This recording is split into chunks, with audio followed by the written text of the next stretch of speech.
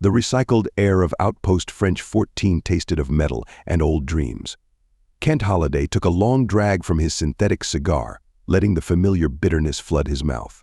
20 years since the last Droo fell, since humanity had written its name across the stars in fire and blood. He exhaled, watching the smoke curl towards the station's dingy ceiling. From his perch in the corner of the outpost's grimy bar, Kent could see every patron, every shadowy deal, every nervous glance. Old habits died hard, even for an ex-bounty hunter turned traitor. His cybernetic eye, a souvenir from the war, whirred softly as it scanned the room. Another Titan's fury, Kent the bartender, a four-armed Xendar, asked. Kent nodded, pushing his empty glass forward. The burn of the fury, a cocktail of human whiskey and Centaurian fire spirits, was one of the few things that could dull the memories, if only for a while. As the Xendar poured, Kent caught a glimpse of his reflection in the bar's scratched mirror. Gray had long since overtaken the brown in his beard, and lines etched deep furrows around his eyes. Eyes that had seen too much, done too much. The nightmares had come again last night. They always did, this time of year. The anniversary of the fall of Droo Prime. In his dreams he was back there, the heat of plasma fire on his face, the screams of dying Droo in his ears. And always the faces of his family, his friends, his whole damn planet, vaporized while he was off playing soldier. Kent knocked back half the fury in one gulp, relishing the burn. Around him, the bar buzzed with the usual frontier chatter. Miners boasting of rich strikes, smugglers haggling over routes, mercenaries looking for their next job. But beneath it all, Kent could sense the undercurrent of tension, the weight of unspoken fears. Humanity had won the war, yes, but victory had come at a price. The galaxy feared them now. Trade agreements were negotiated at arm's length, diplomatic relations were chilly at best. Humanity stood alone, proud and terrible in its strength, a warning to all of what happened to those who crossed them. Kent's cybernetic eye picked up a flicker of movement. A hooded figure slipped into the bar, moving with the fluid grace of someone used to staying unnoticed. But Kent noticed. He always did. The figure made its way to the bar, ordered a drink in a low voice. As it turned, Kent caught a glimpse of green, scaled skin beneath the hood. His hand instinctively twitched towards the blaster at his hip. Scaled skin. Like the Droo. Get a grip, old man, Kent chided himself. The Droo are gone. You made damn sure of that. Still, he couldn't shake the unease. Something about the hooded figure set his nerves on edge. As if sensing his gaze, the figure turned slightly, revealing a single, gleaming eye. Kent's breath caught in his throat. That eye. He knew that eye. He'd last seen it 2 decades ago, on a blood-soaked battlefield light years from here. Before he could react, his comm unit buzzed. A message. Kent glanced down, his eye implant automatically decoding the encrypted text. Kent. Urgent. The past isn't not dead. It is not even past. We need you. Jackie. Jackie. His old teammate. The one who'd saved his life more times than he could count during the Droo hunts. The one who'd disappeared without a trace 5 years ago. Kent looked up sharply, searching for the hooded figure. But it was gone, vanished into the station's shadows as if it had never been. With a trembling hand, Kent drained the last of his fury. The comfortable numbness of his self-imposed exile evaporated, replaced by a familiar, terrible thrill. The hunt was on again. And somewhere in the dark between the stars, the ghosts of the past stirred, waiting. The rusted freighter shuddered as it dropped out of hyperspace. Kent Holliday gripped the controls, his cybernetic eye scanning the readouts. Ahead, the pale blue orb of Aslan 3 filled the view screen, wisps of cloud swirling across its surface. You're a damn fool, Kent, he muttered to himself. Should have stayed on French 14. But Jackie's message had stirred something in him, something he'd thought long buried. Curiosity, purpose, the thrill of the hunt. And beneath it all, a gnawing fear. If Jackie was right, if the past truly wasn't dead. The comm crackled to life. Unidentified vessel, this is Aslan Control. State your business. Kent leaned forward. Aslan Control, this is the freighter Second Chance requesting permission to dock. I've got a cargo of Centaurian spices and some personal business. A pause. Then permission granted, Second Chance proceed to docking Bay 17. As Kent guided the ship towards the sprawling spaceport, he couldn't help but notice the increased security. Defense platforms bristled with weaponry, and sleek patrol craft darted between incoming ships. The galaxy might be at peace, but it was a peace built on fear and mistrust. The Second Chance settled onto the landing pad with a groan of protesting metal. Kent pulled on a worn jacket, checked his blaster, and stepped out into the bustling spaceport. Aslan 3 had changed since he'd last been here. The mix of species seemed more diverse, but there was a tension in the air, a wariness in the way different groups eyed each other. Kent caught snippets of conversation as he made his way through the crowd. Another trade route closed. Humans think they own the galaxy now. Heard rumors of strange tech out on the rim. He found Jackie waiting for him in a dimly lit cantina, tucked away in one of the station's lower levels. She looked older, her once fiery red hair now streaked with gray, but her eyes were as sharp as ever. "Kent," she said, rising to greet him. "Wasn't sure you'd come." Kent slid into the booth across from her. "Almost didn't. Start talking, Jackie. What's this about the past not being dead?" Jackie glanced around, then leaned in close.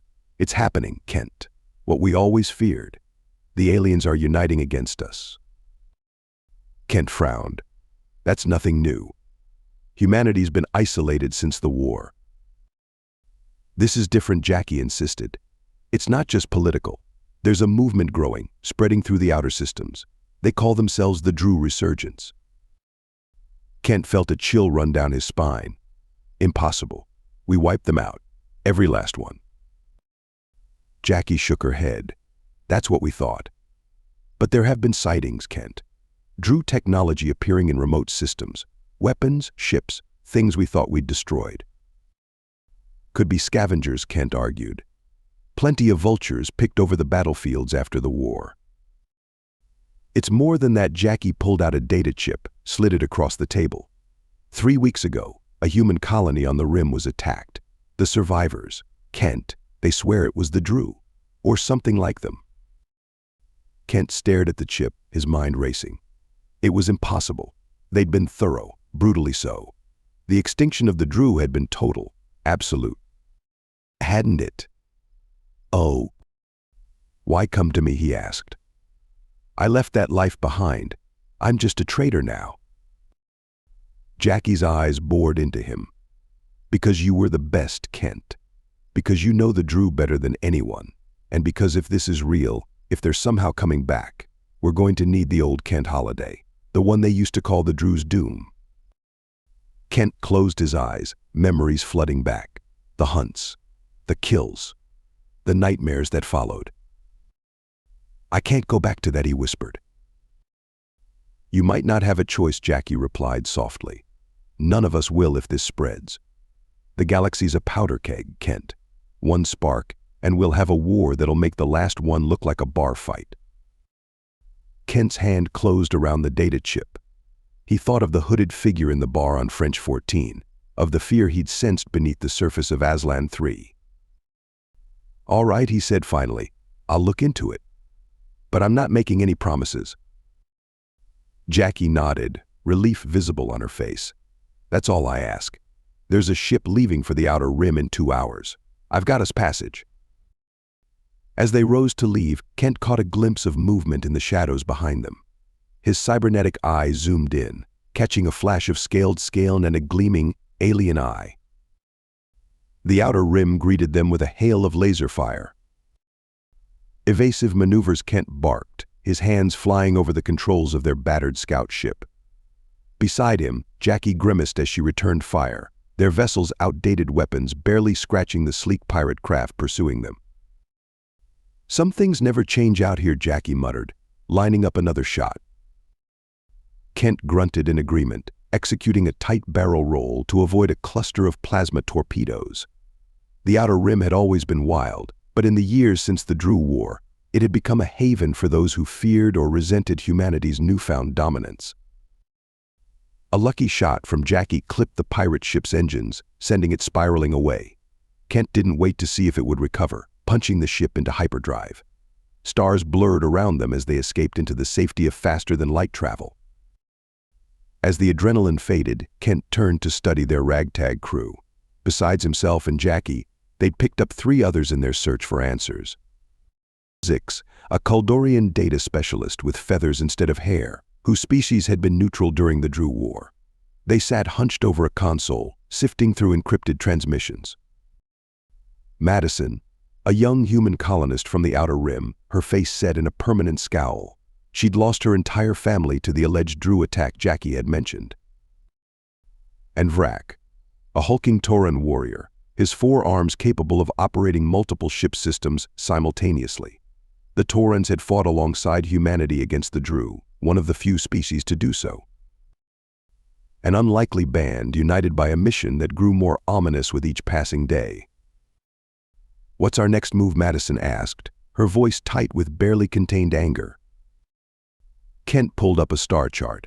"We've confirmed Droo-like technology in 3 systems now, but we're still no closer to understanding where it's coming from or who's behind it." Perhaps Zix chittered, mandibles clicking thoughtfully. "We are asking the wrong questions. We seek the source, but what of the purpose?" "The purpose is clear," Vrak rumbled. "To reignite the war. To finish what the Droo started." Jackie shook her head. "But why now? Why wait 20 years? Kent stared at the star chart, his cybernetic eye whirring as it processed the data. "There's a pattern here. Each sighting, each attack. They're all near former Droo strongholds." Madison leaned forward, eyes narrowing. "You think there's something left behind? Something we missed?" "Impossible," Vrak declared. "The purge was thorough. No stone left unturned, no Droo left alive." Kent winced at the pride in Vrak's voice. The extinction of the Droo was not something he celebrated, even if he had played a significant role in it. Maybe not something left behind, Kent mused, but something hidden, something they thought was worth hiding, even as their empire crumbled. Zix's feathers ruffled with excitement. A backup plan, perhaps, a way to ensure their legacy even in defeat. The implications hung heavy in the air. If the Droo had indeed left some sort of failsafe, some way to resurrect their species or their technology, the consequences for the galaxy would be catastrophic. "We need more information," Jackie said, breaking the tense silence. "There's a trading post in the Verandi system, old Droo territory. If anyone's heard whispers about strange tech or Droo sightings, we'll find them there." Kent nodded, setting the coordinates. As the ship prepared to jump, he caught Madison staring at him, her eyes full of questions she hadn't yet dared to ask. "Is it true," she finally said, her voice barely above a whisper, "what they say about you, that you killed more Droo than anyone?" Kent felt the weight of every eye on the ship turned to him. He'd known this moment would come eventually. "Yes," he said simply. "More than I can count. More than I want to remember." Madison's face hardened. "Good," she spat. "I hope you killed them all slowly." Kent saw Jackie wince, saw the mixture of awe and fear on Zix's face, the grim approval in Vrak's eyes. "No," Kent said, his voice heavy with the weight of memory. "I killed them quickly, efficiently, because that's what I was ordered to do. But there was no joy in it, no satisfaction, just death. And in the end, death is death, no matter the species." Silence fell over the ship as they entered hyperspace. Kent turned back to the controls, feeling the familiar hollowness in his chest. He'd spent 20 years trying to forget, trying to bury the man he'd been during the war. But now, as they hurtled towards an uncertain future and the ghosts of the past, Kent Holliday knew that the Droo's doom would have to rise again. The Verandi system hung before them, a graveyard of dead worlds and shattered dreams. Kent Holliday stared out the view screen, his cybernetic eye zooming in on the scarred surface of what had once been the system's primary inhabited planet. "Craxus Prime," Jackie said softly, coming to stand beside him. "It used to be beautiful, they say, before the Droo came. before we came. Kent nodded grimly. He remembered Craxus Prime, remembered the flames, the screams, the relentless push to eradicate every last trace of Droo presence. It had been one of the last major battles of the war, a crucible of violence that had left no one untouched. Approaching the trading post, Zix announced, their feathers ruffling with nervous energy, detecting multiple ships in orbit. Various species, but Kent, one of them matches Droo energy signatures. The crew tensed. Kent felt the familiar rush of adrenaline, the predatory focus that had earned him his infamous nickname. "All right," he said, turning to face the others. "We go in quiet. Gather information, don't draw attention. If there really are Droo here, we need to know why before we act." Madison's hand tightened on her weapon. "And if we get the chance to take them out?" Kent met her gaze steadily. "We wait, we watch, we learn. Revenge won't bring your family back, Madison, but information might prevent other families from suffering the same fate." The young woman's jaw clenched, but she nodded reluctantly. The trading post was a ramshackle collection of interconnected habitats and repurposed ship hulls, a testament to the resourcefulness of those who chose to live on the fringes of civilized space. As they docked, Kent could feel the weight of curious and suspicious gazes. "Split up," he ordered. "Jackie, you and Vrak check the markets. Zix, see what you can pull from the local data networks. Madison, you're with me." They dispersed, melting into the eclectic crowd of traders, smugglers, and outcasts. Kent led Madison towards a dingy bar, his senses on high alert. His implant scanned faces, comparing them to known Droo physiological markers. "You really think we'll find answers here?" Madison asked skeptically as they settled into a shadowy booth. Kent's eye whirred as he surveyed the room. "Information flows like water in places like this. You just need to know how to tap the source." As if on cue, a hooded figure slid into the booth across from them. Kent's hand instinctively moved to his concealed weapon, but the figure raised 4 hands in a peaceful gesture. "Peace." Droo's doom, a raspy voice emerged from beneath the hood. "I come bearing gifts of knowledge freely given." Kent's eye zoomed in, confirming his suspicion. The being before them was a Quathari, a reclusive species known for their vast intelligence networks. "Speak," Kent said simply. The Quathari's hood tilted slightly. The echoes of extinction rippled still through the cosmos. What was thought erased merely slumbered, waiting. In the shadow of the dead world, the children of the vanquished gather. Madison leaned forward, her patience wearing thin. "Speak plainly. Where are the Droo?" A soft, rattling laugh emerged from the hood. "Not Droo, child of sorrow, but those who would wear their skin, adopt their cause. A cult of the desperate and the vengeful, seeking to resurrect that which humanity destroyed." Kent felt a chill run down his spine. "Where?" "The dead world turns, hiding its secrets," the Quathari replied cryptically. "Beneath the bones of the fallen, the future incubates." Before Kent could press further, the alien stood. "A gift, freely given," it repeated. "Use it wisely, Droo's doom. The galaxy teeters on the edge of a blade." With that, the Quathari melted back into the crowd, leaving Kent and Madison to ponder its words. Their communicators crackled to life. Kent Jackie's voice came through, tense and urgent. "We've got a problem. Vrak's been made. There's a group here, calling themselves the Children of Droo. They're after him." Kent was on his feet in an instant, Madison right behind him. "Fall back to the ship. We're leaving." As they raced through the winding corridors of the trading post, Kent's mind raced. A cult seeking to resurrect the Droo. A hidden base beneath the surface of a dead world. The pieces were starting to fit together, forming a picture more terrifying than he had imagined. They burst out onto the docking bay just in time to see Vrak engaged in a fierce firefight with a group of robed figures. Their weapons glowed with the sickly green energy Kent remembered all too well from the war. "Droo weapons," he growled, drawing his own blaster. "Madison, cover me." Kent charged forward, years of combat experience taking over. He moved with deadly precision, each shot finding its mark. But as one of the cultists fell, Their hood slipped back, revealing a face that sent a shock through Kent's system. It wasn't Droo. It was human, but changed. Scaled patches of skin, eyes too large and yellow, a mouth filled with needle-like teeth. By the stars, Madison breathed beside him. What have they done to themselves? There was no time to ponder the implications. They fought their way to the ship, Zix and Jackie providing covering fire from the ramp. As they lifted off, plasma bolts sizzling against their shields, Kent caught a glimpse of more cultists pouring into the docking bay. Their inhuman eyes gleamed with fanatical hatred as they watched their prey escape. Once they were safely in hyperspace, the crew gathered in the ship's common area. The mood was somber, the weight of their discovery hanging heavy in the air. "A cult," Jackie said, breaking the silence.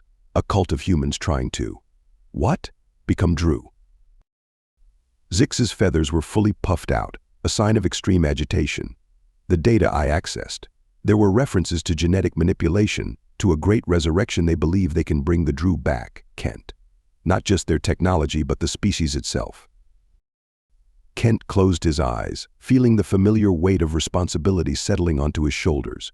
He thought of the Quathari's words, of the dead world hiding secrets. "Crax's prime," he said finally, opening his eyes to meet the gazes of his crew. "Whatever's really going on, we'll find answers there. In the place where it all ended." As the others dispersed to prepare for their next move, Kent remained in the common area, staring out at the streaking stars of hyperspace. The ghosts of the past swirled around him, mingling with the very real threats of the present. The Droo's doom was needed once more. But this time, Kent vowed, he would find a way to end this without genocide. The weight of one extinction was burden enough for any soul to bear. Crax's prime loomed before them, a desolate monument to the horrors of war. As their ship entered the atmosphere, Kent Holliday felt the weight of history pressing down on him. This world had been the site of his greatest triumph and his deepest shame. "Sensors are going haywire," Zix chittered, their feathers bristling with nervous energy. "There's some kind of interference. Wait, I'm picking up a massive energy signature beneath the surface." Kent leaned forward, his cybernetic eye whirring as it processed the data. That's got to be it. The Droo's last stronghold. "Or what's left of it," Jackie added grimly. As they descended through roiling clouds of dust and ash, the blasted landscape came into view. Craters pockmarked the surface, silent testaments to the brutality of the final battle. And there, rising from the ruins like a twisted monument, stood a massive structure that defied the surrounding devastation. By the stars, Madison breathed, her eyes wide. How did we miss that? The structure was an amalgamation of Droo and human technology, its surface shimming with an energy field that must have kept it hidden all these years. As they watched, a section of the field flickered, revealing a docking bay. "They're inviting us in," Vrak rumbled, his four hands tightening on his weapons. Kent's mind raced, weighing their options. "It's almost certainly a trap," he said slowly, "but it's also our best chance at answers." He turned to face his crew. "I won't order any of you to come with me. This is beyond what you signed up for." Jackie stepped forward without hesitation. "I'm with you, Kent. Always have been." One by one, the others voiced their agreement. Even Madison, her face set in grim determination, nodded her assent. As they guided their ship into the docking bay, Kent felt a familiar tension coiling in his gut. The hunter in him was awakening, senses sharpening, ready for whatever lay ahead. The interior of the stronghold was a nightmarish fusion of organic and mechanical elements. Pulsing veins of energy ran through walls that seemed to breathe, and the air was thick with an acrid, alien scent. "It's like the whole place is alive," Zix whispered, their sensors working overtime to analyze their surroundings. They moved deeper into the complex, following the energy readings. The further they went, the more Kent felt a creeping sense of wrongness. This place was an abomination, a perversion of both Droo and human science. Suddenly, alarms blared. Doors slammed shut around them, and a sickly green gas began to pour from vents in the ceiling. "Masks on," Kent shouted, pulling his own respirator into place. But even as they scrambled to protect themselves, he saw Madison stumble, her eyes rolling back as she collapsed. Vrak scooped up the unconscious woman, and they ran, desperate to find a way out of the trap. Kent's cybernetic eyes scanned frantically for an escape route, finally spotting a maintenance hatch. They piled through, sealing the hatch behind them. As the gas dissipated, Kent checked on Madison. She was breathing, but her skin had taken on a faint greenish tinge. "What's happening to her?" Jackie asked, her voice tight with concern. Before Kent could answer, a voice echoed through the chamber, familiar and yet utterly alien. "Welcome home, Droo's doom," it said, sending chills down Kent's spine. "We've been waiting for you." A hologram flickered to life before them, revealing a figure that made Kent's blood run cold. It was human, or had been once. But now it was a grotesque hybrid, scales mingling with skin, yellow eyes bulging from a distorted face. Dr. Inez Chong, Kent breathed, recognizing the once brilliant xenobiologist who had disappeared shortly after the war's end. The thing that had been Inez Chong smiled, revealing rows of needle-like teeth. "Oh, I'm so much more than that now, Kent. I am the future, the bridge between two great species." "You're insane," Jackie spat. "The Droo are extinct. This abomination you've created, it's not resurrection, it's desecration." Chong's smile widened. "Such limited vision. We stand on the brink of a new era.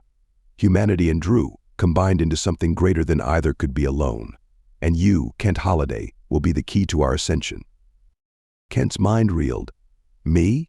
What are you talking about?" "Your genetic code," Chong explained, her voice filled with fanatical excitement. "You were exposed to more Droo biotech than any other human during the war. Your body adapted, integrated it. With your DNA, we can perfect the fusion, create a true hybrid species." Horror washed over Kent as the full implications sank in. This wasn't just about resurrecting the Droo. It was about transforming humanity itself. "And if I refuse?" he asked, already knowing the answer. Chong's expression hardened. "Then you'll watch as we use your young friend there instead. The gas she breathed in has already begun the process. Help us willingly, and we can save her. Refuse, and she becomes the first of a new generation of hybrids, born in pain and madness." Kent looked at Madison, saw the fear in her eyes as the changes in her body accelerated. He thought of the galaxy, teetering on the edge of a new war, of the weight of extinction that had haunted him for 20 years. "I'll do it," he said quietly, ignoring the protests of his crew. "But I have conditions." Chong's hologram leaned forward eagerly. "Name them." Kent's cybernetic eye whirred, recording everything. "First, you reverse what you've done to Madison. Second, you give my crew access to all your research data. And third," he paused, steeling himself, "you face me in person. No more holograms, no more hiding behind your creations." For a moment, Chong was silent, considering. Then she nodded. "Agreed. Come to the central chamber. Destiny awaits us both, Droo's doom." As the hologram faded, Kent turned to his stunned crew. "Get Madison to the medical bay, then download everything you can. If I don't make it out." Jackie gripped his arm. "Kent, you can't do this. It's suicide." He met her gaze steadily. "Maybe, but it might be our only chance to end this without more bloodshed." He managed a grim smile. "Besides, I've got a plan. Sort of." As Kent made his way towards the central chamber, he felt the weight of the past 20 years pressing down on him. He had been the Droo's doom once, bringing extinction to an entire species.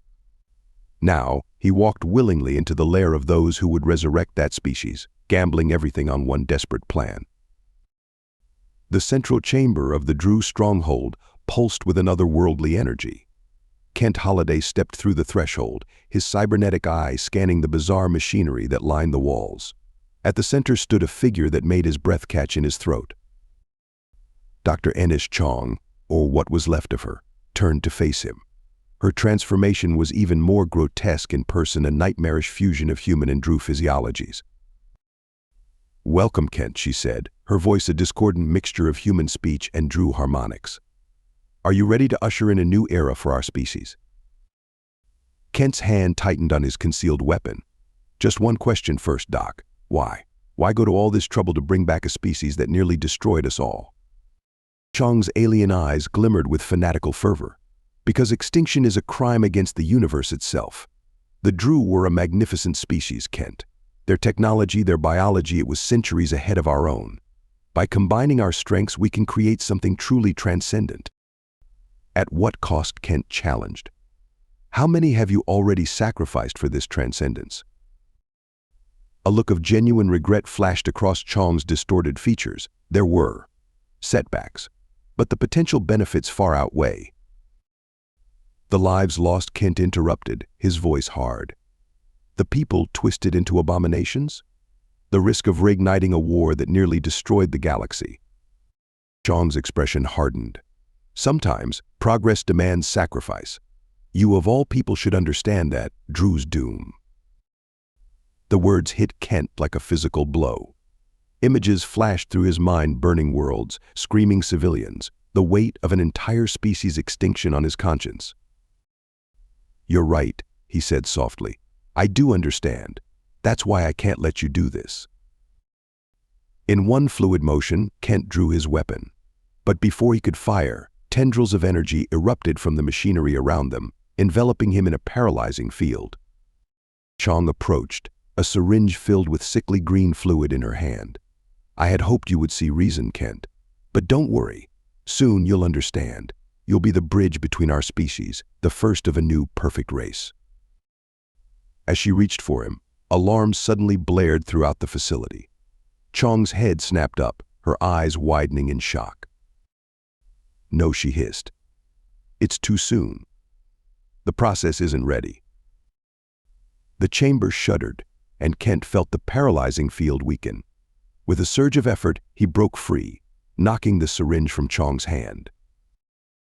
What did you do? She demanded, fury contorting her features. Kent allowed himself a grim smile. I bought time. My crew's been uploading your research to every major news outlet and government in the galaxy. Right about now, I imagine a lot of people are getting very interested in what's happening here. Chong lunged at him with inhuman speed, her clawed hands raking across his face. Kent staggered back, feeling blood trickle from the gashes. You fool, Chong shrieked. You've doomed us all. Without controlled integration, the Droo DNA will overwrite humanity entirely. The implications hit Kent like a thunderbolt. You mean? The cultists, your friend, anyone exposed to the gas or the early treatments, they're not becoming hybrids. They're becoming pure Droo. The facility rocked with another explosion. Through the chamber's viewports, Kent saw ships descending from orbit, human military vessels, alien peacekeepers, and more. It's over, as Kent said, straightening up. Give up now and maybe we can still contain this. But Chong was beyond reason. With a primal scream, she leapt at Kent, her body beginning to shift and mutate before his eyes. What followed was a desperate struggle, man against monster, in a chamber that was rapidly tearing itself apart.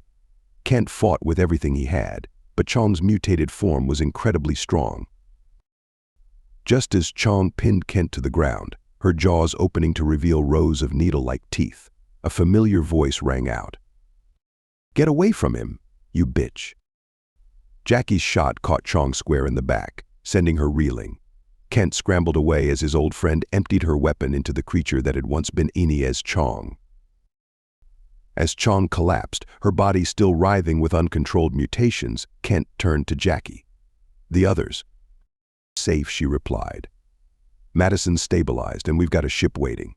But we need to go now. This whole place is coming down. Kent nodded, but then paused, looking back at Chong. Despite everything, he couldn't just leave her. With a groan of effort, Kent hefted Chong's mutating form over his shoulder. Come on, he grunted to Jackie. We're all getting out of here.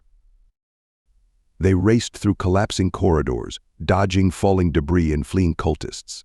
Kent's muscles screamed under Chong's weight, but he pressed on. They reached the hangar just as their ship was preparing to take off. Vrak's eyes widened at the sight of Chong but helped Kent secure her in the hold. As they lifted off, Kent watched through the view screen as the Droo stronghold imploded, taking with it the twisted legacy of two species' hatred and fear. In the days that followed, as government officials and scientists swarmed over the ruins, Kent found himself thrust into the role of mediator. His unique experiences, both as the Droo's doom and as someone who had tried to prevent history from repeating itself, made him invaluable in navigating the crisis. Madison and the other affected cultists were quarantined, as the best minds in the galaxy worked to reverse the Droo transformation. Chong, her mind lost to the mutation, was placed in stasis, a living reminder of the dangers of playing God. As for Kent, he stood before the galactic overseers, his voice firm as he addressed representatives from across known space. "We stand at a crossroads," he began. 20 years ago, we chose the path of extinction, and that choice has haunted us ever since. Now, we have a chance to choose differently, to learn from the Droo's technology without repeating their mistakes, to honor the memory of a species we destroyed by becoming better than we were. He paused, his gaze sweeping the chamber. The Droo are gone, but their legacy, for better or worse, lives on in all of us who survived that war. It's up to us to decide what we do with that legacy. Will we let fear and hatred drive us to more violence, or will we find a way to move forward, to build something new from the ashes of the old? As murmurs of agreement rippled through the council chamber, Kent felt a weight lift from his shoulders. The Droo's doom was no more. In his place stood a man ready to help forge a new future, one of coexistence, understanding, and hope. The extinction of the Droo would always be a part of him, a burden he would carry. But now, perhaps, it could also be a catalyst for change, a harsh lesson that would guide humanity towards a better path. As Kent left the council chamber, he found Jackie waiting for him. So she said with a small smile, "Ready for our next adventure?" Kent looked out at the stars, each one a world of possibilities. "Yeah," he said softly, "I think I am." Thank you so much for listening to this story. I hope you loved it. Please remember to subscribe if you did like it so you can see more videos like this. And please give us a like and a comment too. I'll see you in the next one.